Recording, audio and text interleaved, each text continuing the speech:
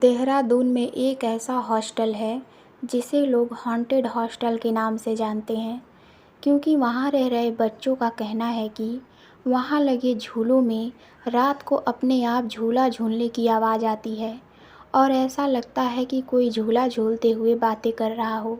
वहाँ रह रहे बच्चे जब खिड़कियों से झूले की तरफ देखते हैं तो उन्हें झूले पर बैठा कोई दिखाई नहीं देता और झूला अपने आप चलते रहता है और बातें करने की आवाज़ भी आती है। आज की जो ये कहानी है, इस हॉस्टल में रह रही मेघा जी के साथ घटी घटना है।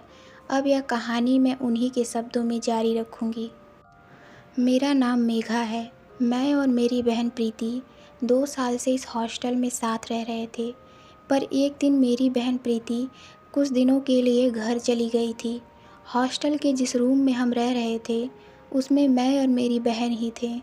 उस दिन मेरी बहन घर गई हुई थी, इसलिए मैं आज रात को अपने रूम में अकेली सो रही थी।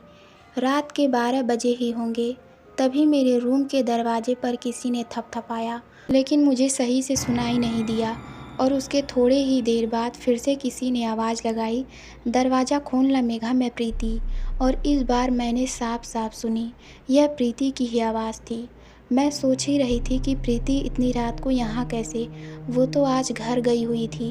तभी एक बार फिर से प्रीति ने आवाज़ दी, जल्दी दरवाज़ा खोलना मेघा, मैं कब से बाहर खड़ी हूँ। मैंने अब ज़्यादा न सोचते हुए कह दिया, हाँ दी, अभी खोलती हूँ। यह बोलकर मैंने जैसे ही दरवाज़ा खोला तो वहाँ सच में प्रीति ही खड़ी थी, पर हमारा घर इतना पास नहीं था कि कोई सुबह जाए और रात को आ जाए। वैसे भी प्रीति ने 3 दिन की छुट्टी ली थी, क्योंकि उसे घर में लगभग 2-3 दिन का काम था। इसलिए मैंने थोड़ा शक करते हुए प्रीति से पूछा, क्या हुआ दी, आप तो 2-3 दिन बाद आने वाली थी, कुछ हुआ है क्या। प्रीति मेरी बात का जवाब देते हुए बोलती है, अरे यार, बस छूट गई थी और मैं दूसरी बस का इंतज़ार कर रही थी, पर वो दूसरी बस आई ही नहीं। चल, अब बाकी बात कल सुबह करेंगे, मुझे बहुत नींद आ रही है। इतना बोलकर प्रीति सोने चली गई और मैं भी उसके पीछे पीछे सोने चली गई। प्रीति का बेड मेरे बेड के ऊपर था। सोते हुए अभी कुछ ही समय हुआ होगा, तभी मुझे ऐसा लगा कोई मेरे सामने खड़ा हो। मैंने एकदम से आंखें खोलकर देखा, मेरे सामने कोई और नहीं बल्कि प्रीति ही खड़ी थी। मैंने प्रीति को ऐसे खड़े हुए देखा तो कहा, क्या हुआ दी, आप सोई नहीं।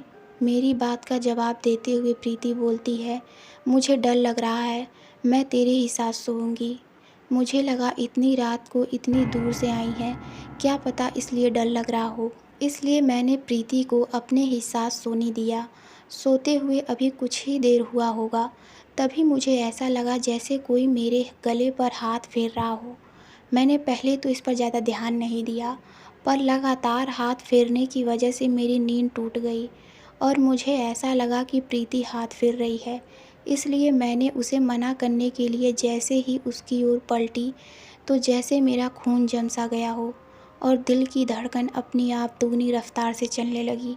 मैंने देखा प्रीति की जगह एक बड़ी ही भयानक सी औरत, जिसका चेहरा जला हुआ था। उसका चेहरा देखते ही मेरे मुंह से एक बड़ी सी चीख निकल गई और मेरी चीख निकलने के कुछ समय में ही पूरे कॉरिडोर की लाइट जल गई और लाइट जलते ही वो औरत भी पता नहीं कहाँ गायब हो गई। और फिर हॉस्टल के सभी लोग मुझसे आकर पूछने लगे कि क्या हुआ, और मैंने सारी बात सबको बताया तो सबका कहना था कि मैंने कोई सपना देखा होगा और सब मुझे यही बोलकर अपने अपने रूम में सोने चले गए। पर मुझे पूरा विश्वास था कि मैंने कोई सपना नहीं देखा था, यह मेरे साथ सच में हुआ था। सबके जाने के बाद मैं फिर से अपने बेड पर आकर लेट गई। इतना सब होने के बाद फिर से नींद तो आने से रही, फिर भी मैं लेट गई। लेटे हुए अभी कुछ ही समय हुआ होगा, तभी एक बार फिर से मेरे रूम के दरवाजे से थपथपाने की आवाज़ आई। थपथपाने की आवाज़ के एकदम बाद फिर से किसी ने प्रीति की आवाज़ में मुझे आवाज़ दी। वो बोल रही थी, दरवाज़ा खोल मेघा, मैं प्रीति हूँ। आवाज़ सुनते ही मेरे रोंगटे खड़े हो गए और मुझे ऐसा लगने लगा किसी ने मेरे ऊपर लाखों चींटियाँ छोड़ दी हो और वो सब चींटियाँ एक साथ मुझे काट रही हों। कोई मुझे मेरी बहन की आवाज़ में लगातार आवाज़ लाए जा रहा था।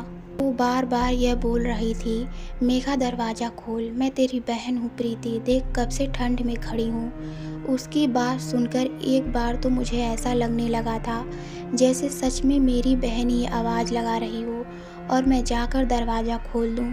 पूरी रात मुझे मेरी बहन की आवाज़ आती रही और मैं पूरी रात सो नहीं पाई थी।